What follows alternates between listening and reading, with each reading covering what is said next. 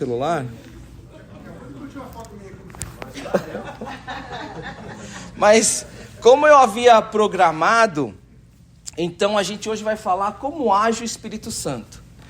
E aí você vai perguntar para mim, mas o que tem a ver o Espírito Santo com o que a gente vinha falando? Porque a semana passada a gente falou de culto, e como o culto é importante como marcador, como termômetro da nossa vida espiritual. Você vai ver que tem uma relação muito íntima, muito profunda entre a atuação do Espírito Santo e o culto, tá bom? Então hoje eu gostaria que você abrisse a sua Bíblia em João capítulo 16, e nós vamos ler do versículo 7 ao versículo 15. João capítulo 16, do versículo 7 ao versículo 15.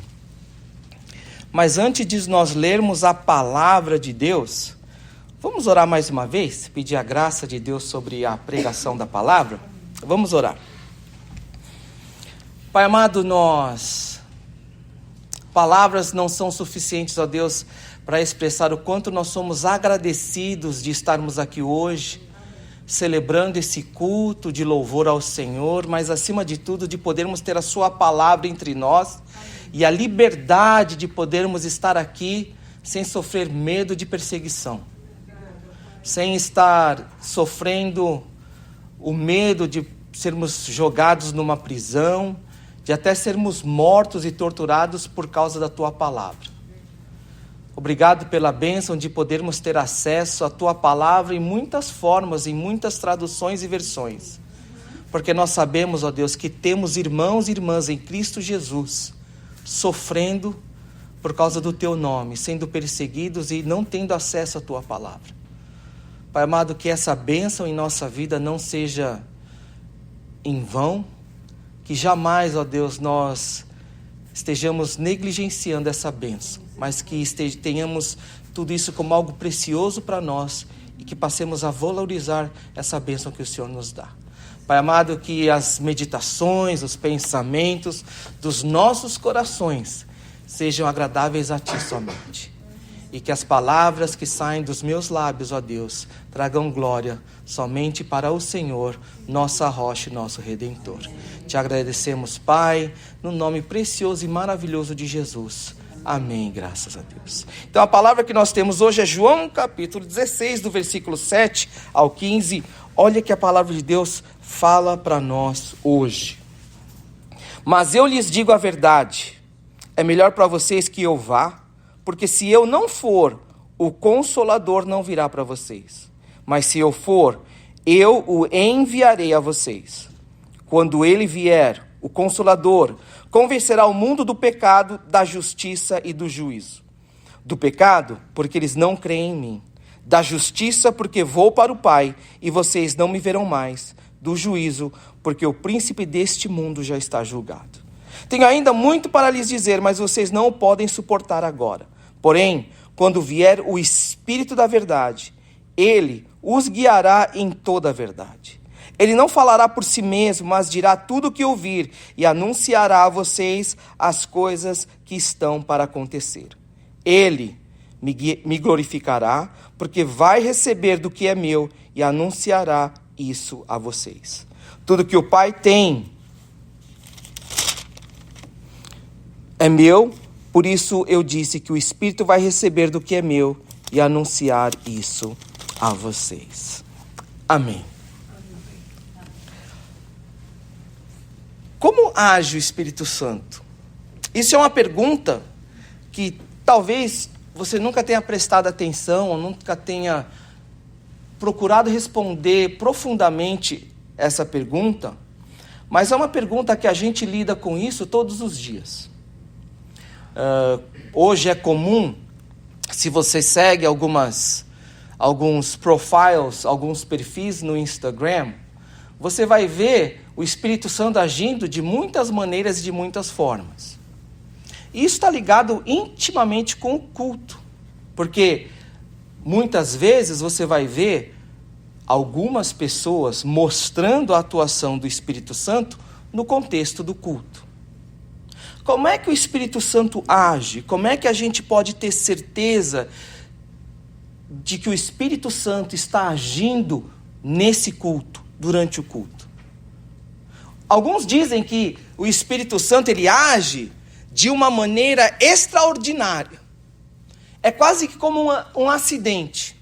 E aí o Espírito Santo causa algo em alguém de uma maneira espontânea, extraordinária, e muitas vezes aquela manifestação é encarada como uma evidência do agir do Espírito Santo.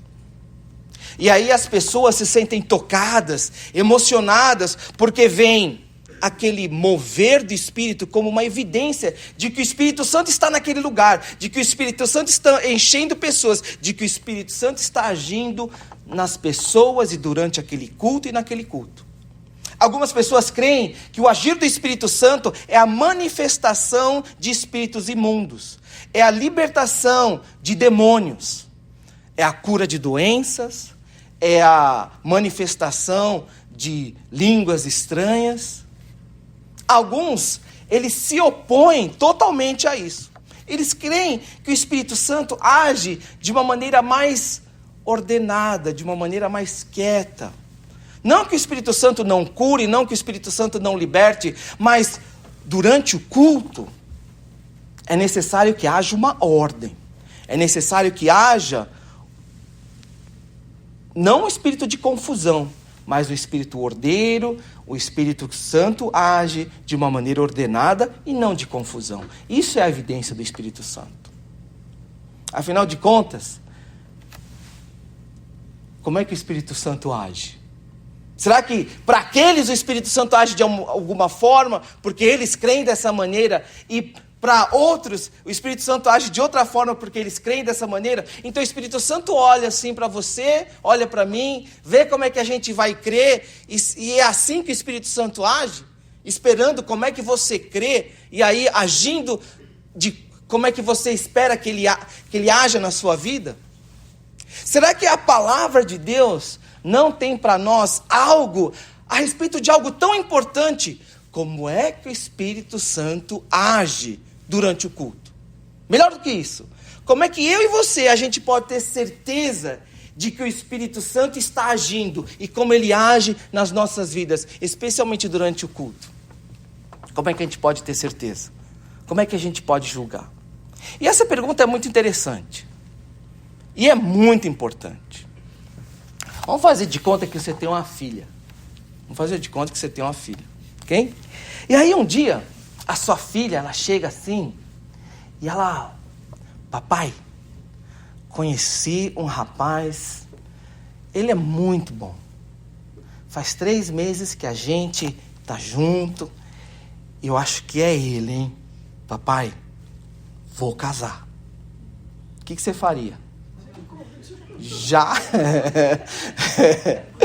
Não, eu como pai, eu ia ficar assustado, mas eu ia buscar o quê? Evidências. Eu queria uma prova de que o rapaz é o rapaz, de que o rapaz, o candidato ali, ele é o homem certo. Evidências, provas. E aí, o que ela fala? Ela fala o seguinte: mas me conta mais sobre esse rapaz. O que é que você viu nele que te levou a tomar essa decisão tão importante para a sua vida? É que a gente se gosta muito. Tudo bem.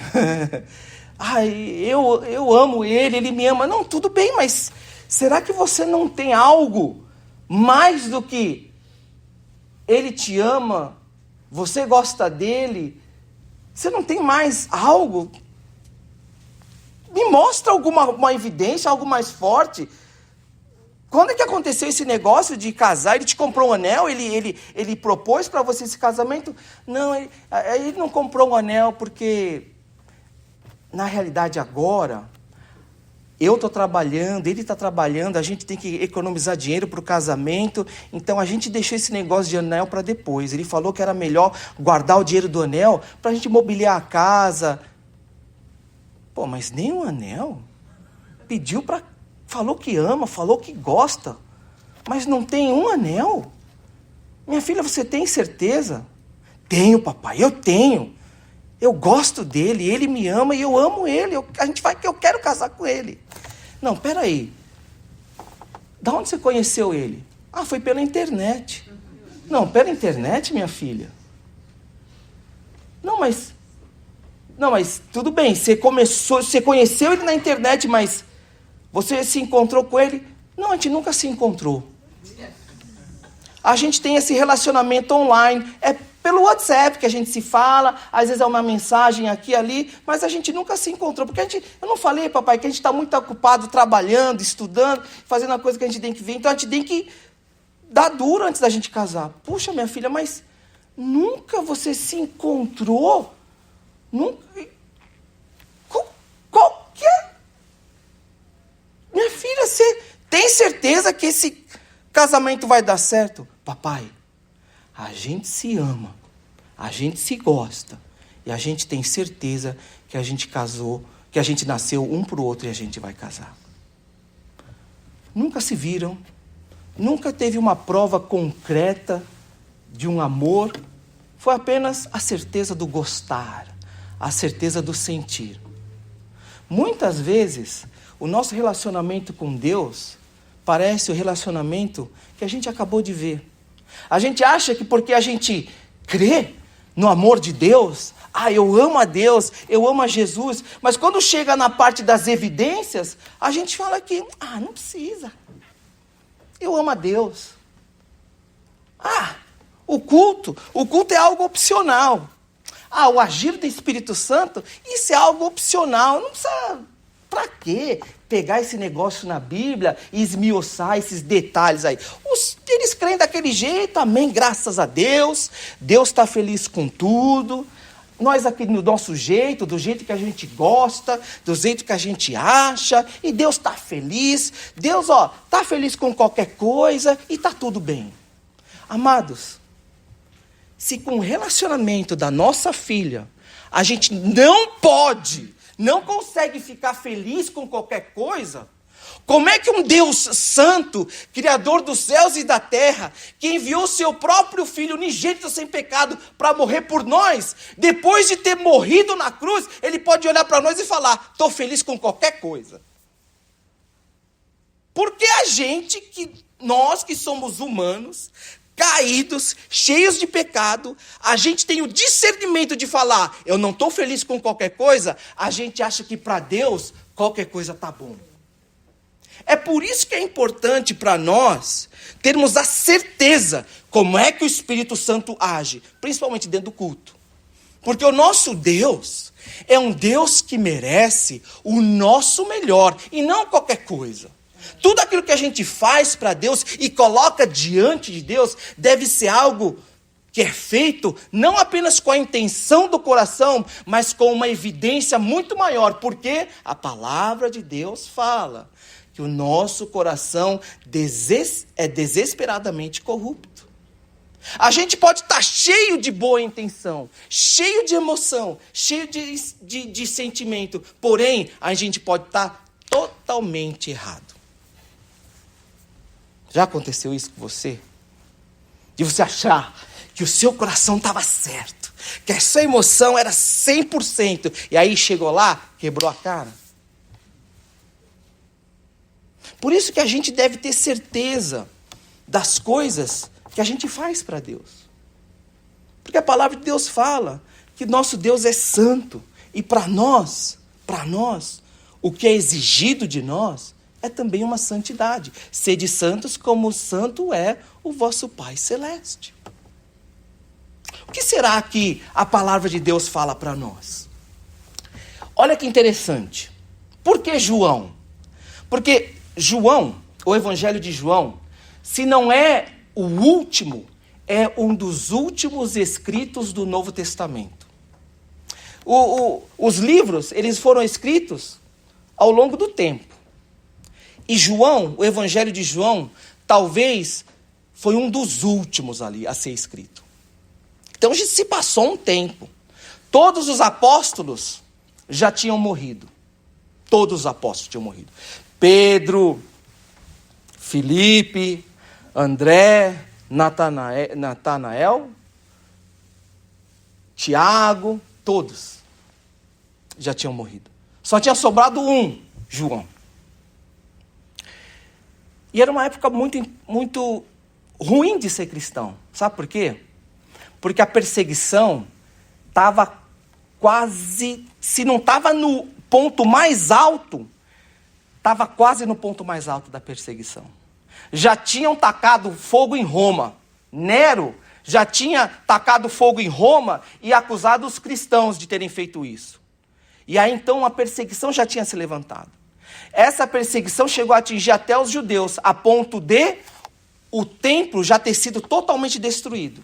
As ruínas que hoje a gente vê lá, a muralha da lamentação, é esse templo que foi destruído nessa época. Então o negócio estava... Se João já não tinha sido exilado na ilha de Patmos, ele já estava prestes a ser exilado. Tamanha era a perseguição. Então os cristãos daquela época, eles estavam num momento assim... Meu Deus, e agora? O que vai ser dos cristãos? A coisa está piorando. A gente aqui louvando a Deus, crendo em Jesus, mas a perseguição aumentando. Os apóstolos tudo morrendo. Quem é que vai tomar conta da gente? Quem é que vai tomar conta dos cristãos quando não tiver apóstolo nenhum? Quem é que vai tomar conta de mim, de você, no meio dessa perseguição toda? Quem é que toma conta da gente? Como é que a gente pode saber que Deus é conosco? Como é que a gente pode saber que Deus está aqui com a gente e quando tudo está caindo, tudo está desmontando e a gente vê todo mundo, em vez de melhorar, e de mal a pior, e ao contrário, todos aqueles que serviram a Deus estão morrendo martirizados, e o último lá está velhinho, está indo preso. E é nesse contexto, então, que João, inspirado pelo Espírito Santo de Deus, ele escreve o Evangelho de João, para motivar uma igreja que estava com medo de ficar sozinha no meio das tribulações e adversidades. Como é que eles podiam ter certeza que Deus estava ali, no meio deles? Como é que eles podiam ter certeza que eles não estavam desamparados e Deus continuava agindo no meio deles? A resposta de João é o Deus Espírito Santo. Então hoje, o que eu gostaria que a gente olhasse na palavra de Deus é as evidências, são as provas que João dá para a igreja de que o Espírito Santo, Deus, estava agindo no meio deles continuamente. Ainda que os apóstolos tivessem todos morridos, ainda que não houvesse ninguém, Deus continuava ali, no meio do povo, sustentando o povo e fazendo com que eles experimentassem a graça de Deus todos os dias. A igreja não precisava de homens, a igreja não precisava de líderes, porque a igreja tinha tudo o que eles precisavam, ainda que eles estivessem passando por aflições e perseguições. Deus estava ali no meio deles. E aí, João vai dar 3 evidências, 3 provas de que o Espírito Santo estava ali. O Espírito Santo estava ali por quê? Como é que eles podiam ter certeza? Porque o Espírito Santo é aquele que consola, o Espírito Santo é aquele que guia, e o Espírito Santo é aquele que aponta para Cristo. João, quando ele queria encorajar a igreja e falar, olha, não fiquem desesperados por causa dessas dificuldades, dessas aflições, vocês não têm o que temer, porque o Espírito Santo, Deus, está aí com vocês. E eu vou dar 3 provas para vocês, 3 evidências. Porque Deus, o Deus Espírito Santo, é aquele que consola, é aquele que guia e é aquele que aponta para Cristo. Vamos então olhar aqui de novo na palavra de Deus para essas 3 evidências do Espírito Santo. Como é que a gente pode saber que o Espírito Santo está agindo entre nós? É interessante que João, ele é um dos evangelhos onde você tem o discurso de Jesus mais longo. Não sei como é que foi feito isso, mas a realidade é que a gente tem o discurso de Jesus, o mais longo. A gente tem 3 capítulos ali, que a gente chama de o discurso de despedida de Jesus.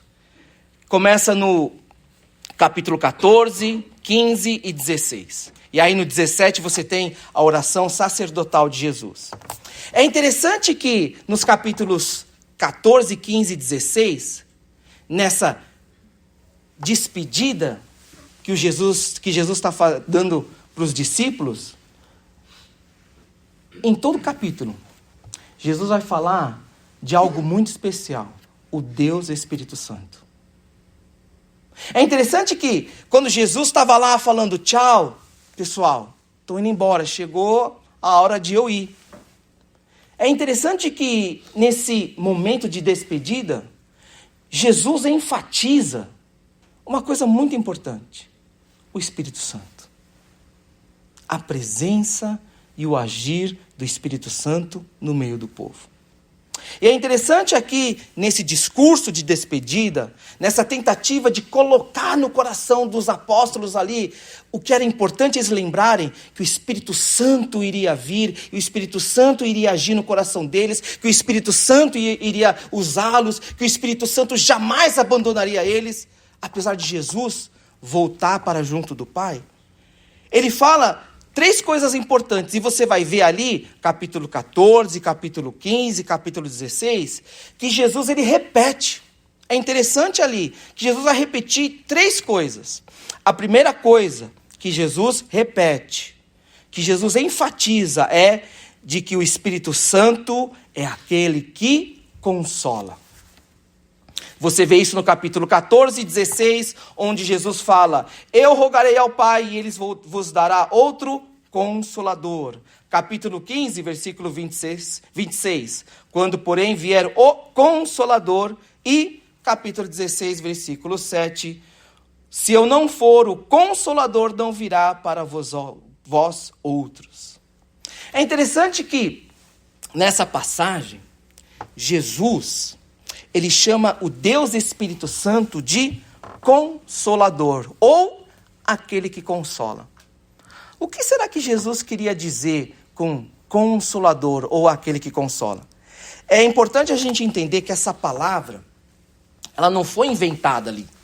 Não chegou assim, eu vou chamar o Consolador, aquele que consola, e pronto. Mas é interessante que Jesus usou uma palavra que era muito comum usar na época.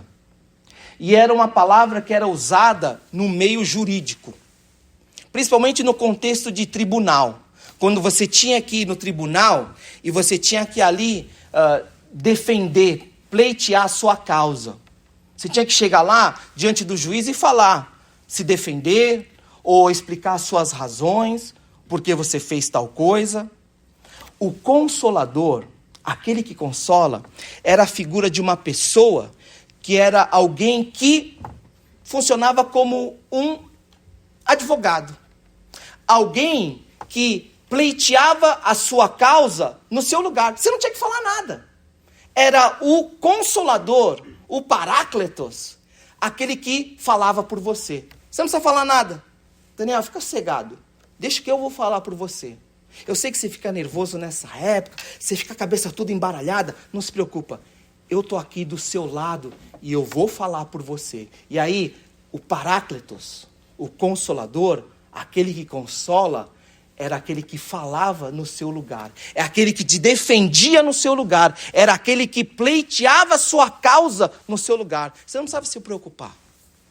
Mas não era só a figura de um advogado. É por isso que se usa esse Consolador, aquele que consola. Porque essa pessoa, o Paráclitos, é muito mais do que um advogado. Ele não chegava só lá e pleiteava a sua causa. Mas era alguém que ficava do seu lado, te consolando, encorajando. Era alguém que te sustentava no momento de aflição, no momento onde você tinha que se defender, no momento onde você tinha que pleitear sua causa. O Consolador era aquele que ficava do seu lado, te ajudando. Imagina a importância para um povo que estava desesperado, por causa da perseguição, por causa do mundo que estava desmoronando ao seu redor. E eles precisavam dessa evidência de que Jesus foi, e agora? Não se preocupa. Jesus vai, ele foi. Ele está junto do Pai. Mas quando Jesus foi, ele deixou alguém tão capacitado quanto ele. Ele é o Deus Espírito Santo. O nome dele é Consolador. Quando você tem algo, ele intercede por você.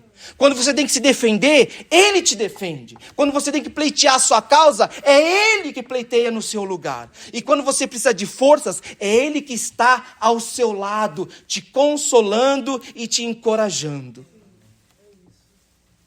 E é algo muito maior do que isso. Algo que as pessoas não entendiam, mas que era muito importante a igreja ser lembrada. Olha o que Jesus fala no versículo 17 do capítulo 14.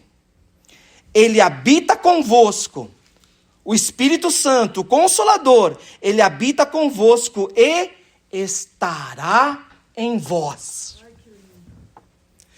O Consolador, ele não é apenas alguém que anda do meu lado, porque se andasse do meu lado, talvez um dia eu estou andando rápido demais e eu esqueci o Espírito Santo. Ou às vezes eu andei devagar demais, preocupado com as outras coisas, e o Espírito Santo foi. Mas o que Jesus prometeu para a igreja, para todo aquele que crê no nome dele, é de que esse Consolador, ele estaria dentro de nós, habitando em todo aquele que crê no nome de Jesus Cristo. Então, aquele que te defende, aquele que te consola, aquele que está ao seu lado pleiteando a tua causa, ele está dentro de você, ele habita dentro de nós.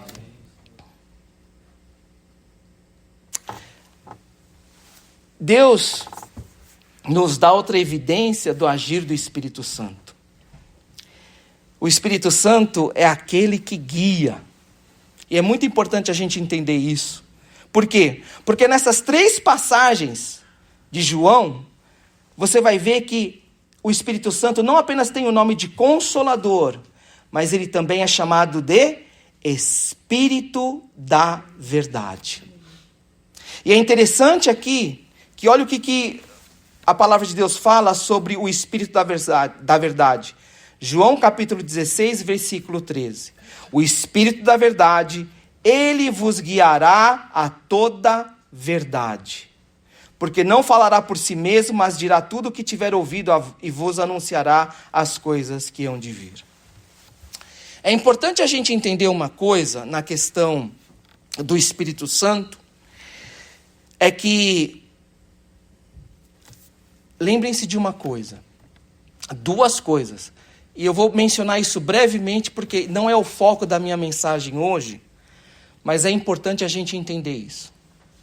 Se o dom de línguas estranhas, ele é atual, se o dom de línguas estranhas, ele é evidência do agir do Espírito Santo,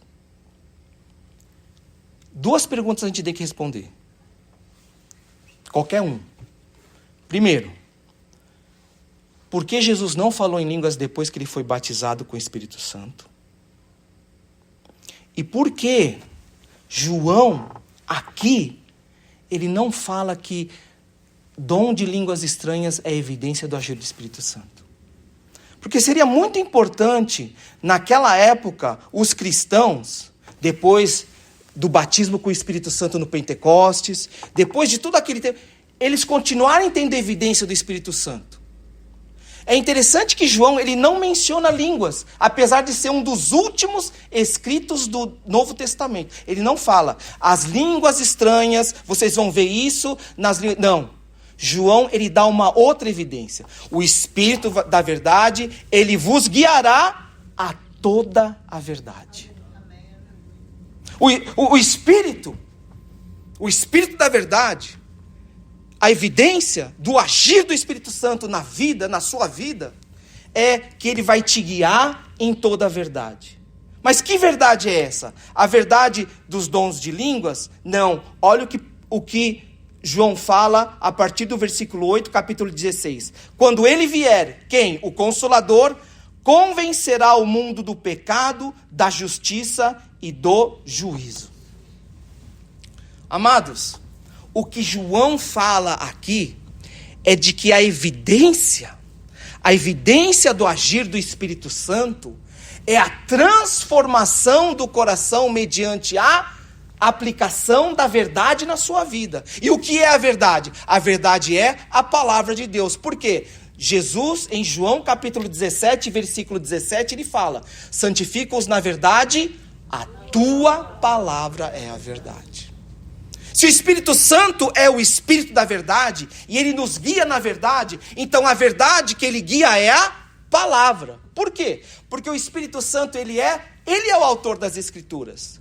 1 Pedro, capítulo 2, versículos 20 e 21 fala que nenhuma profecia veio de vontade humana, mas homens falaram da parte de Deus, movidos pelo Espírito Santo. Então o Espírito Santo, quando ele nos guia na verdade, quando ele quer te guiar na verdade, quando ele quer te convencer do pecado, da justiça e do juízo, ele vai usar o quê? A palavra. Por quê? Porque ele é o autor das Escrituras, e ele utiliza as Escrituras que ele mesmo compôs, que ele mesmo redigiu, usando homens, e também nos ajuda a aplicar a palavra nos nossos corações.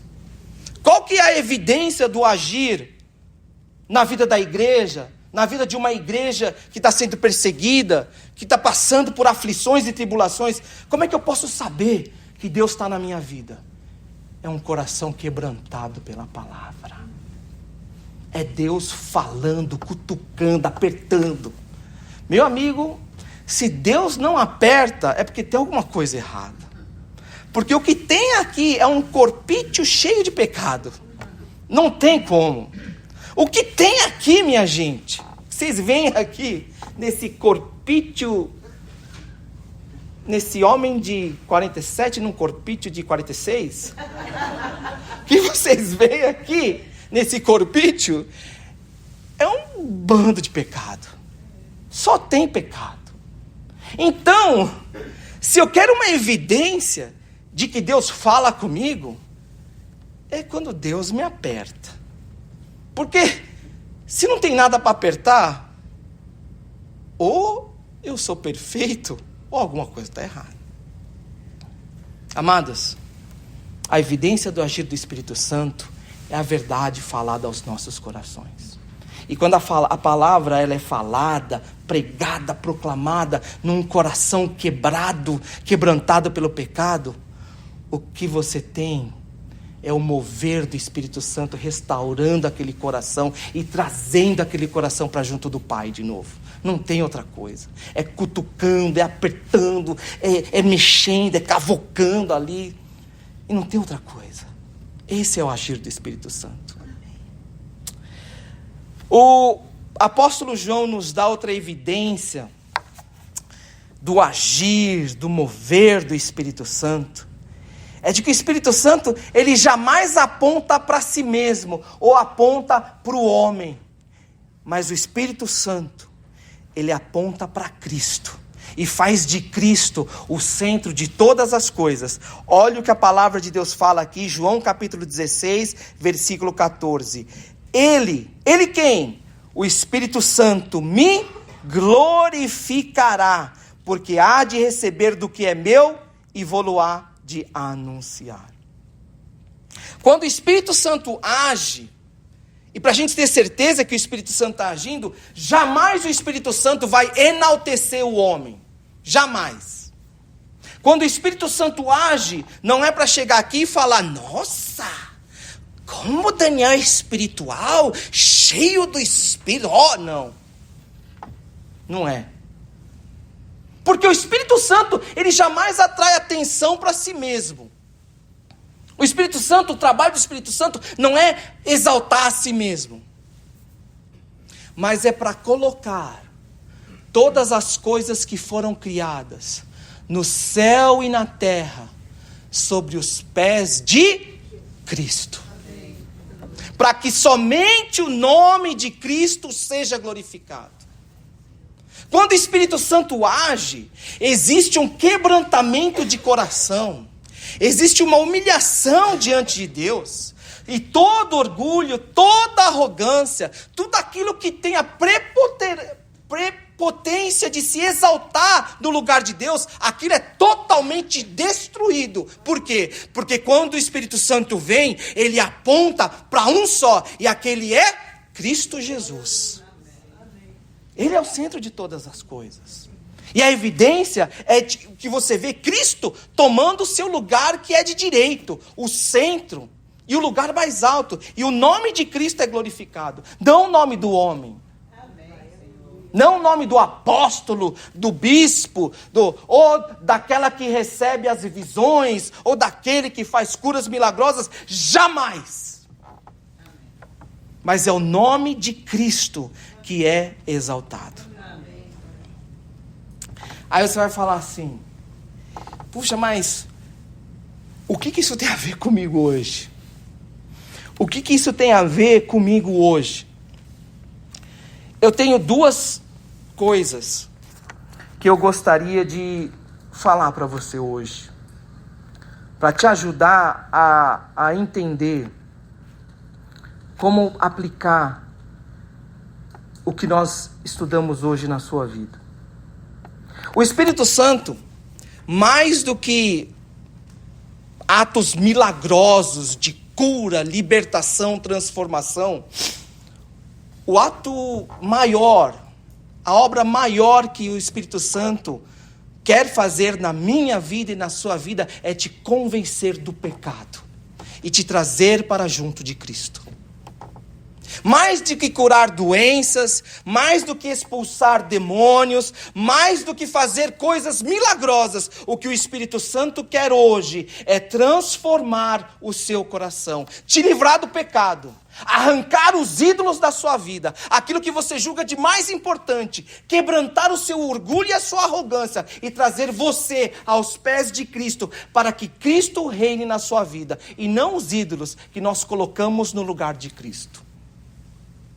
Ainda que esses ídolos sejam coisas que nós amamos e gostamos demasiadamente.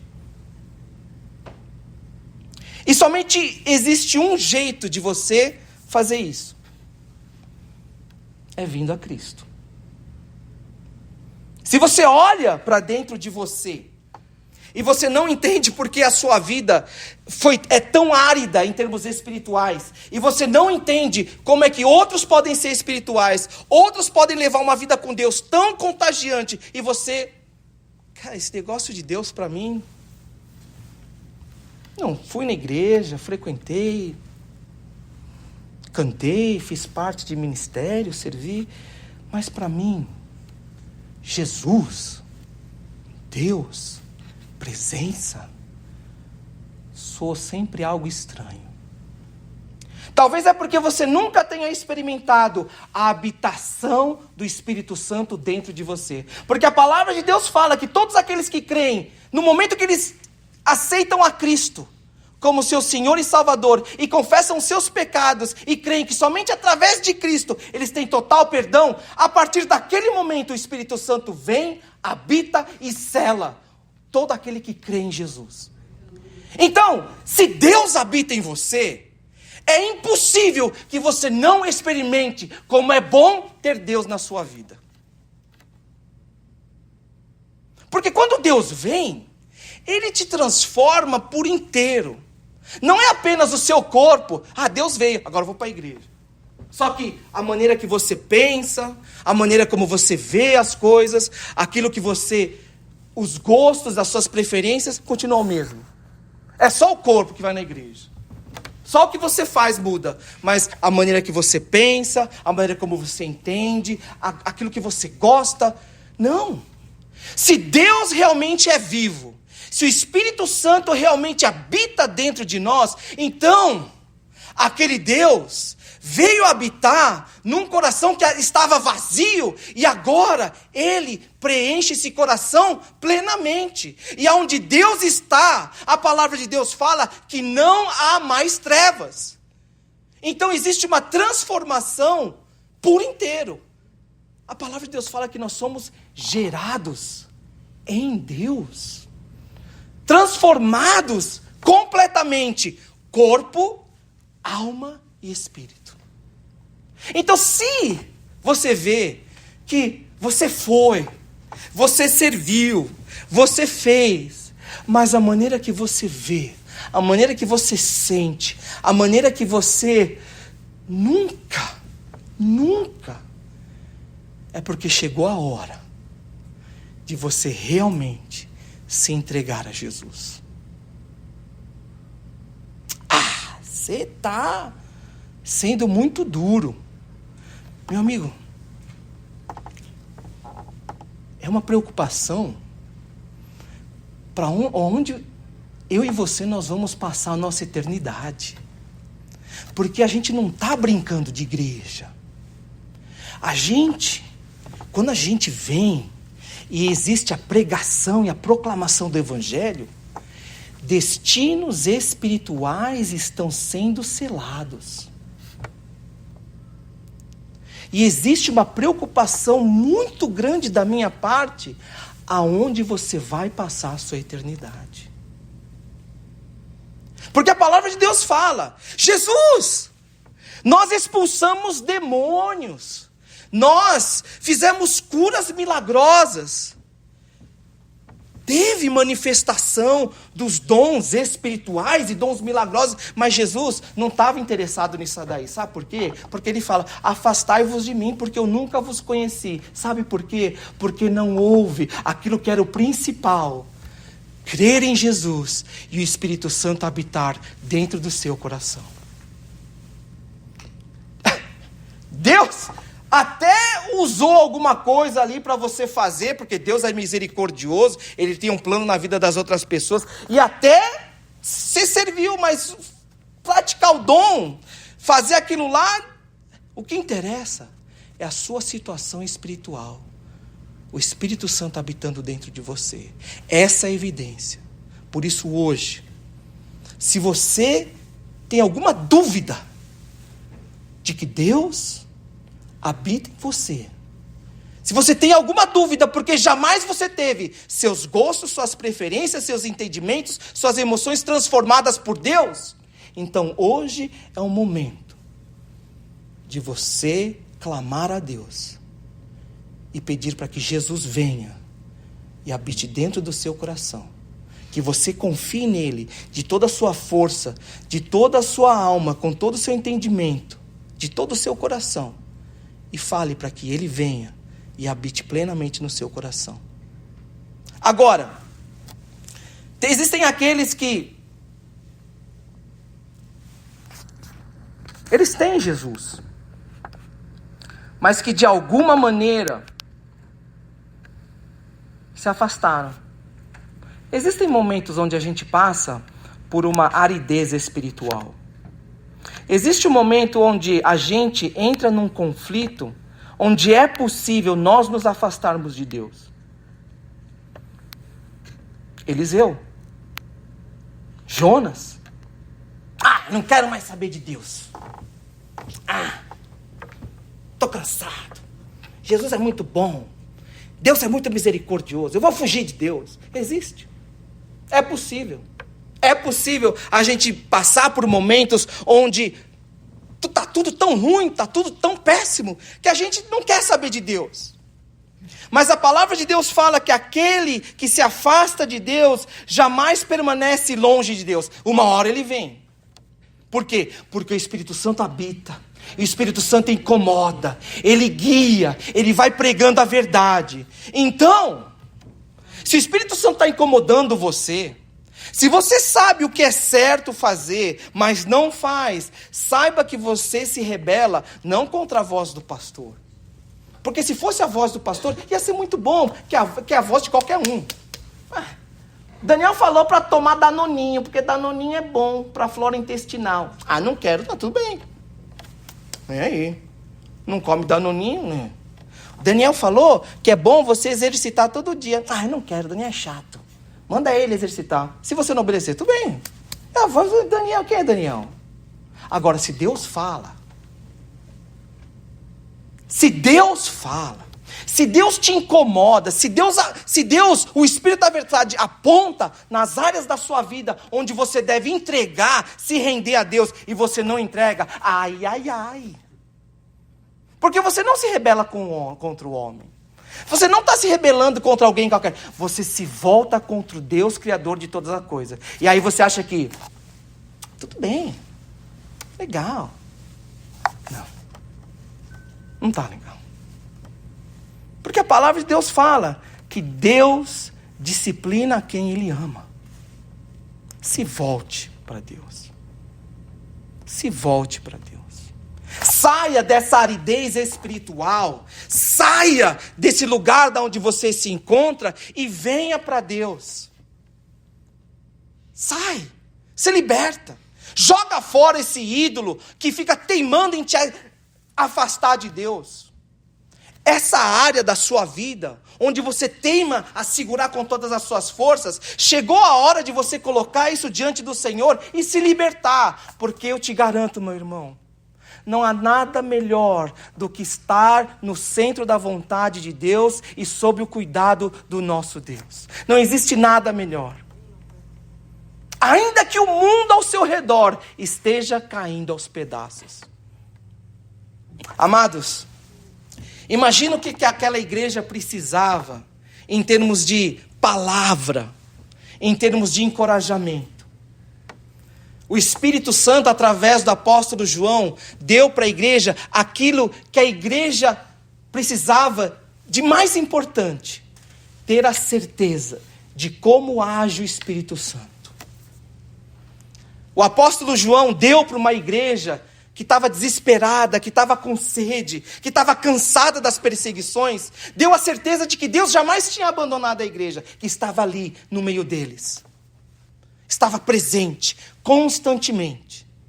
E aquele mesmo Espírito estava dirigindo a vida de cada um, porque o Espírito Santo é o Espírito da verdade. Aquela igreja não precisava se agarrar no homem, não precisava de super apóstolos. O que aquela igreja precisava, ela já tinha: o Espírito Santo e a palavra de Deus. Aquela igreja já não precisava de mais nada, porque ela tinha o Espírito Santo. E aquele Espírito iria confirmar no coração de cada um quem era de Deus, quem não era de Deus. Como? O Espírito Santo iria apontar para a glória de Cristo. O Espírito Santo iria ajudar a igreja a identificar o que era de Deus, o que não era de Deus, quando aquilo apontava para a glória de Cristo.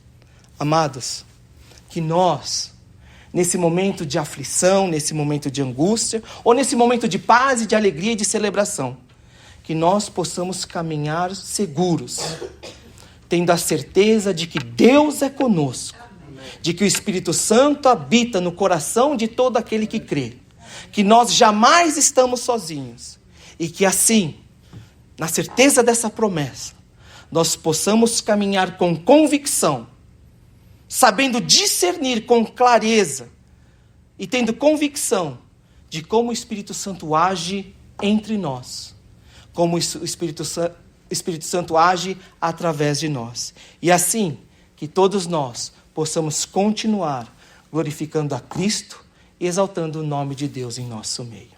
Vamos orar. Pai amado, nós te agradecemos pela tua palavra, que o Senhor abençoe o teu povo nessa caminhada árdua e dura, que nos momentos de celebração o Espírito Santo esteja enchendo os nossos corações plenamente, ó Deus, para que o nome de Cristo seja exaltado. Que nos momentos, ó Deus, de tristeza, de ansiedade, de angústia, que o mesmo Espírito esteja enchendo os nossos corações, nos consolando e nos enchendo da certeza de que o Senhor é conosco, de que o Senhor jamais nos abandona e que nada neste mundo pode nos separar do amor de Deus. Amém.